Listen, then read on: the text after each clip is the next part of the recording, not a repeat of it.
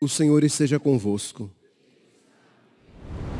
Proclamação do Evangelho de Jesus Cristo, segundo Mateus.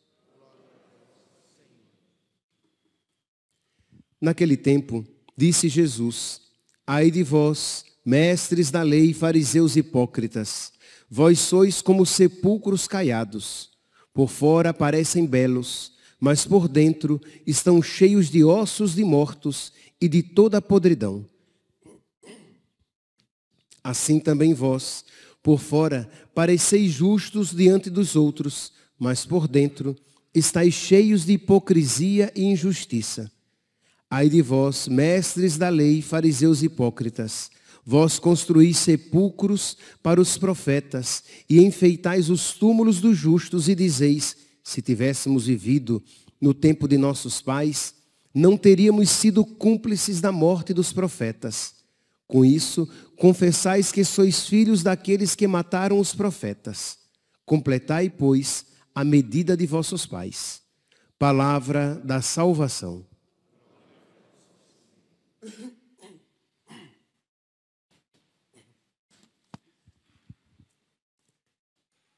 Caríssimos irmãos e irmãs, estamos celebrando hoje a memória de Santa Mônica, que nós conhecemos muito bem pela sua história de fé e de oração pela conversão do seu filho, Santo Agostinho. Ela teve uma influência muito grande também na conversão do seu marido, Patrício. Mas ela passou para a história como a grande intercessora, aquela que alcançou de Deus a graça da conversão do seu filho, Santo Agostinho. Pois bem, o que é que Santa Mônica ela tem a nos ensinar?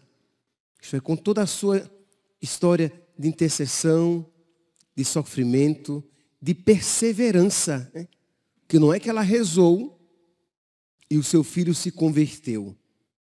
Ela rezou, rezou, rezou, rezou e rezou.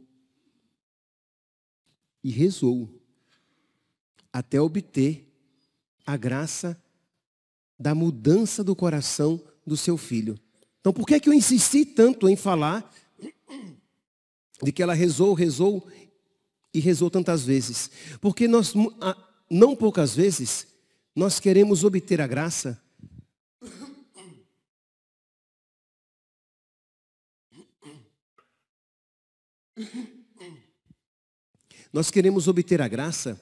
de imediato. Nós não estamos dispostos a esta constância e perseverança. E Santa Mônica é um exemplo para nós. Isto é, ela suportou as dificuldades, as contrariedades, as decepções e até mesmo humilhações, mas perseverou na caridade, porque Santo Agostinho, ele muitas vezes fez por onde não merecer as orações da sua mãe. Não é que ele era um filho perdido, mas que animava a mãe em por ele rezar. Ele era um filho que estava no caminho errado e que deu grandes decepções à sua mãe. E que, não obstante essas decepções, ela continuou perseverando. Uma delas, por exemplo, imagine quando Mônica vai à procura do seu filho, vai com ele, né? Depois que ele tinha se extraviado muito, e ele então, já formado, ia para Roma. Ela diz então que ela vai com ele, ela vai acompanhá-lo, porque agora ela não vai deixá-lo mais sozinho, porque ela viu o quanto ele tinha se extraviado. Ele disse, ok. Chegando ao porto, ele diz que o navio vai demorar um pouco, a levou para uma igreja para que ela rezasse, ficasse ali rezando, enquanto esperava a hora, né, da partida. E ele disse que ia visitar um amigo ali por perto. Só que ele estava mentindo. Deixou sua mãe lá rezando e viajou sozinho. Quer dizer, imagine aqui a decepção profunda da mãe, enganada e abandonada pelo filho. E ela persevera rezando por ele. Meus irmãos, São Paulo diz, né, lá no hino à caridade, capítulo 13, de 1 Coríntios, capítulo 13, São Paulo diz que a caridade é paciente, que a caridade não guarda rancor, que a caridade tudo desculpa. Vejam aqui, o amor dessa mãe pelo filho não era um amor simplesmente natural. Era um amor sobrenatural. Ela queria a salvação do seu filho e não iria dar brecha ao diabo, ao inimigo, para deixar a mágoa entrar no seu coração e turvar a água da sua oração. Ela continuou movida pela caridade, rezando pelo seu filho, mesmo quando ele não merecia, porque ali era quando ele mais precisava. Então isso é um exemplo para nós. Não apenas exemplo da mãe que reza pelo filho. Sim, hoje, de uma maneira especial, isso vem à tona, porque estamos celebrando esta grande mãe que obteve esta graça. Mas do marido que reza pela esposa, da esposa que reza pelo marido, dos pais que rezam pelos seus filhos, dos filhos que rezam pelos seus pais, não obstante eles possam experimentar uma ingratidão da parte daquele por quem ele reza. Nossa, a minha esposa, padre, a minha esposa, ela é muito ruim, ela é muito ingrata. Ou a esposa vai dizer, padre, o meu marido, ele me maltrata muito. Ele é muito mau. Mas é ali quando aquela pessoa menos merece que você vai rezar. Porque não é assim que Deus nos trata. Quando nós éramos inimigos de Deus, Deus por nós se entregou, por nós morreu e nos reconciliou com o Pai. Então é assim que Deus nos ama.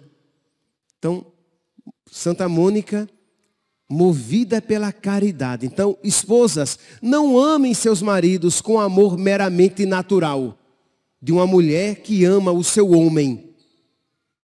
Maridos, não amem suas esposas simplesmente com este amor natural, porque este amor natural não é suficiente. Você tem que amar a sua esposa com amor sobrenatural. É a mulher que Deus me deu para eu levá-la para o céu. A mulher vai dizer, é o marido que Deus me deu para que eu leve para o céu, para que eu vá para o céu, levando-o para o céu. Porque o seu caminho de santificação acontecerá nesse processo também.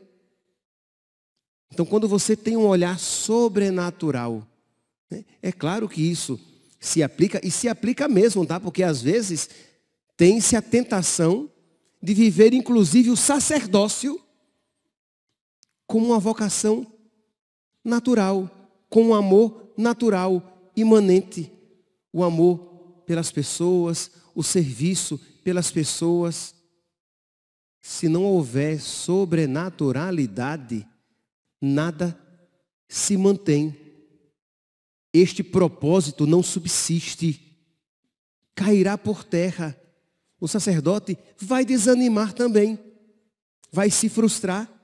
E vai trair a comunidade, vai trair-se a si mesmo, porque é o máximo a que ele pode chegar, né? Já que não existe sobrenaturalidade. Mas quando você faz por Deus, você tem algo maior por que sofrer e por quem ser sustentado. Isto é, Deus o sustenta e o capacita a um amor maior. Então vamos lá. hoje no dia de Santa Mônica, dessa mulher de amor sobrenatural. Não era apenas uma leoa defendendo a sua cria. Não era apenas uma mãe defendendo o seu filho. Não, era uma cristã católica defendendo a alma do seu filho. A alma do seu marido. Ganhando com as suas lágrimas, com os seus sofrimentos, com as suas dores, ganhando-os para Deus. E salvaguardando também a sua alma para Deus.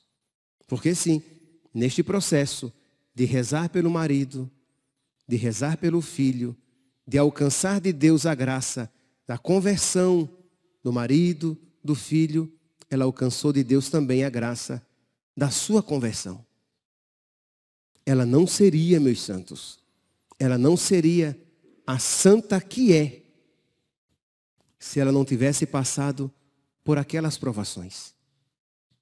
Louvado seja Deus pela divina providência. Que cada um aqui repita, olhando para a sua própria vida, para as dificuldades da sua própria vida, pelas batalhas da sua própria vida e pelas dificuldades e batalhas que virão. Louvado seja Deus pela sua divina providência. Deus faz concorrer para o bem, para a salvação, para a santificação daqueles que o amam. Então, Santa Mônica não seria esta grande mulher, esta grande santa, este grande exemplo para nós, se ela não tivesse sofrido o que sofreu, se sacrificado como se sacrificou e derramado as lágrimas que derramou. Quando chorava pela conversão do seu filho, um bispo lhe disse: não se perderá um filho de tantas lágrimas. Então vamos lá, meus santos, pedir a Deus a graça que nos conceda esta sensibilidade espiritual, esta emoção espiritual, para que nós choremos por aquilo que vale a pena. Na oração coleta da missa de hoje, a igreja pede que nós tenhamos a graça de chorar pelos nossos pecados. Nós choramos a perda de entes queridos. E é lícito, tá? É lícito que choremos. Nós choramos por um bem perdido.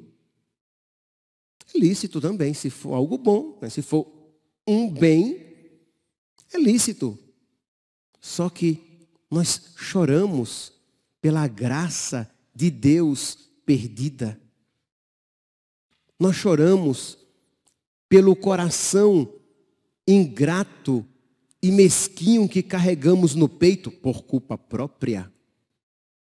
Nós choramos de verdade os nossos pecados, a nossa ingratidão, a nossa indiferença. Se nós choramos, nós estamos num processo de conversão, de santificação, não tenhamos dúvidas. Mas será mesmo que nós sofremos por magoarmos a Deus com as nossas indiferenças e ingratidões? Provavelmente não, meus santos. E é esta a graça que a igreja, nossa mãe, está pedindo para nós. Que nós não apenas choremos os pecados alheios, sim, também, como Santa Mônica. Mas se ela se santificou, é porque ela procurou agradar a Deus e a Ele não entristecer. Então que nós peçamos a Deus esta graça para todos nós. Não apenas as mães aqui presentes, sim. Rezamos hoje pelas mães.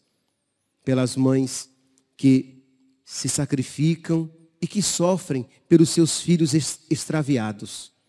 Mas que as mães chorem, que as mães sofram pelos seus filhos extraviados, mas porque eles estão extraviados primeiramente de Deus, dos caminhos de Deus. Porque às vezes o sofrimento da mãe pelo filho extraviado é um sofrimento meramente natural. Meu filho está perdido. Meu filho não está aproveitando esta vida. Meu filho está entregue às drogas. Vai morrer nesta vida desgraçada. Mas você percebe que ela está sofrendo porque ele está perdendo esta vida. É verdade. Ela está sofrendo porque ele está entregue às drogas e está vivendo esta vida de uma maneira destrutiva. Sim, isso é triste e muito triste. Mas ela ainda não está sofrendo, porque o seu filho, com tudo isso, está perdendo o principal.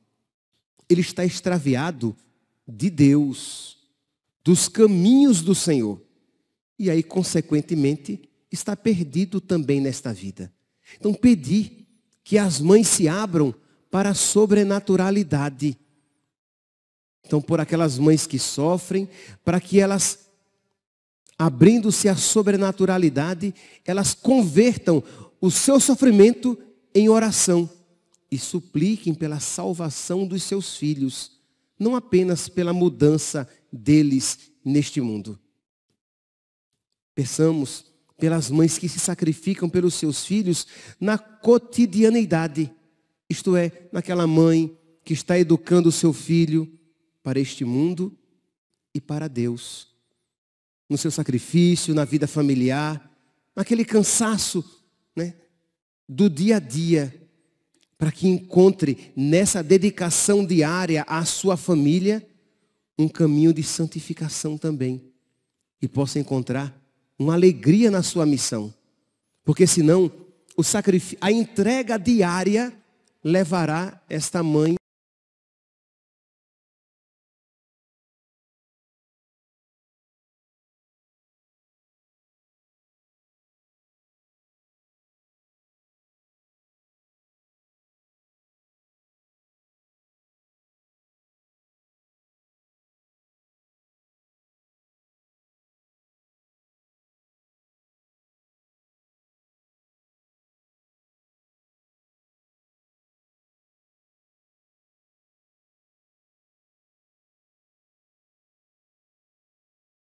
a mãe que trabalha fora, a mãe que só trabalha em casa, a mãe que trabalha fora e trabalha em casa. Mas que tudo isso ela faz pela sua família, pelos seus filhos, que ela tendo essa sobrenaturalidade, isto é, eu estou preparando os meus filhos não apenas para este mundo, mas para Deus.